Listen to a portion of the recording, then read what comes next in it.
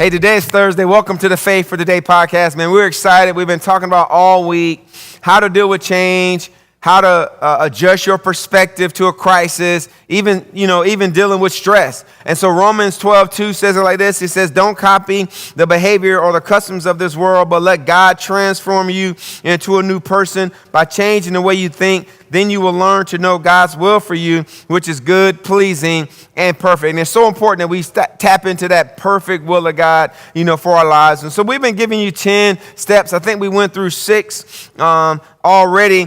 And so to really help pull us through change or different crises or different things we go through, so we're not living a life where we're just stressed out. And so we said this. We said, number 1, realize crisis is normal to life. Number 2, we said follow the Lord's pattern to forgive. Number 3, we said admit that God is your source. Number 4, we said don't panic. Number 5, we said admit that God is sovereign. Number 6, we said don't limit God. And so today, number 7 is this: humble yourself to obey God. Now, 1 Peter 5 says this. It says, likewise, you younger people, submit yourselves to your elders. Yes, all of you be submissive to one another and be clothed with humility.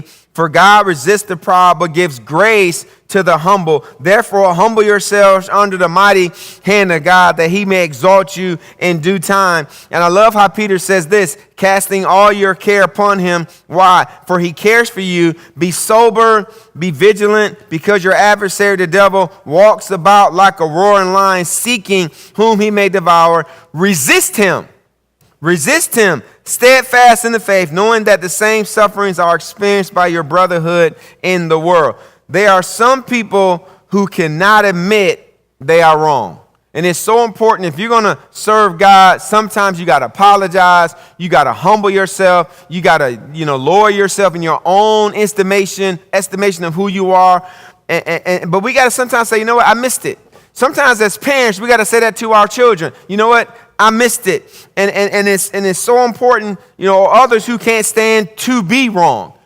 Both have difficulty serving God. So the person who can't admit that they're wrong, or the person who can't stand to be wrong, knowing when to fight and when to submit is the key to winning and losing. Sometimes we are wrong and we must fight, and sometimes we must submit to the process. Philippians 2 says this: let this mind be in you, which was also in Christ Jesus, who being in the form of God did not consider it robbery to be equal with God, but made himself of no reputation, taking the form of a bondservant, coming in the likeness of men, and being found in appearance as a man, he humbled himself and became obedient to the point of death, even the death of the cross. Therefore, God also highly exalted him and has given him a name which is above every name, that at the name of Jesus every knee should bow, those in heaven and those on earth and those under the earth, and that every tongue should confess what? That Jesus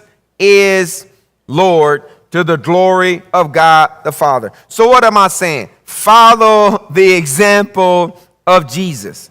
He left the glory of the Father to enter earth in a humble way. He made himself of no reputation. We cannot be concerned about what people think. If we are to obey God, you can't. So what are we saying? Humble yourself today. Make a decision today to obey God and honor his humility, because honor comes before humility. That's what Proverbs chapter 15 says. And so number 8, we get into the next one. Trust God to vindicate you. So as you walk in this humility, you're dealing with this change, you're dealing with this crisis, you're dealing with this pressure, trust God to vindicate you. 1 Peter 3 says, finally, all of you be of one mind, having compassion one for another, love as brothers, be tenderhearted, be courteous, not returning evil for evil or reveling for reveling, but on the contrary, blessing, knowing that you were called to this, that you may inherit a blessing. Now, if you read 1 Peter 3, 1 through 7, he's talking, first 6 verses, he's talking to the wife. Verse 7, he's talking to the husband. I don't believe the conversation stops.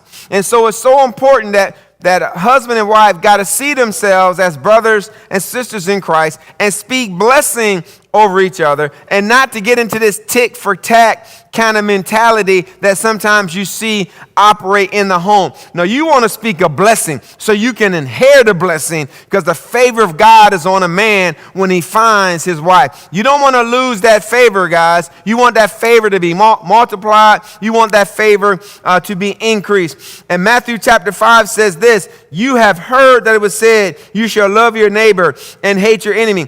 But I say to you, love your enemies, bless those who curse you, do good to those who hate you, and pray for those who spitefully use you and persecute you.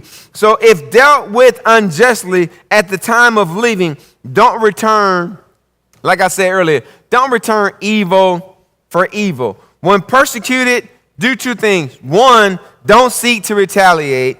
Two, pray for those who mistreated you, and trust God to be your vindicator. Trust God to turn that situation around. Trust God to turn that bitter experience around and make it sweet, because he's Jehovah Sidkenu, the Lord our righteousness. Let God be your vindicator. Enjoy your Thursday. We'll see you tomorrow as we wrap it up on the Faith for Today podcast.